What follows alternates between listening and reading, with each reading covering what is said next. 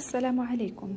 استفسار كيخليوه ليا كاع الناس اللي كيتفرجوا في لي فيديو ديال الفرن، والاغلبيه ديالهم من اول استعمال كيستعملوا الفرن كيلاحظوا باللي فاش كيساليو الطهي ديالهم كيطفيو الفرن كتبقى الفونتيلاتور خدامه، او بالاحرى ماشي كتبقى الفونتيلاتور خدامه ولكن كتخدم، حيت كاين برامج غادي تشوفوهم ما فيهمش المروحه، هما هادو اللي كنوريكم دابا.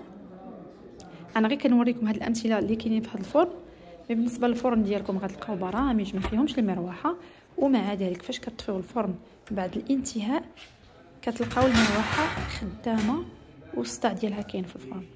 بالنسبه للاشتغال المروحه اصدقائي فهي ضروري غادي تخدم، حيت دايرينها باش تبرد لينا الفرن ديالنا، باش الفرن ما كيبقاش فيه داك الحراره كامله. هي كتساعد الفرن باش يبرد راسو. يعني ملي تسمعوا الصوت ديال المروحه شيء طبيعي في الفرن، ضروري انها كتخدم وصافي غادي تولفوا عليها حاجه عاديه هي كما قلنا كتخلينا الفرن ديالنا يبرد دغيا.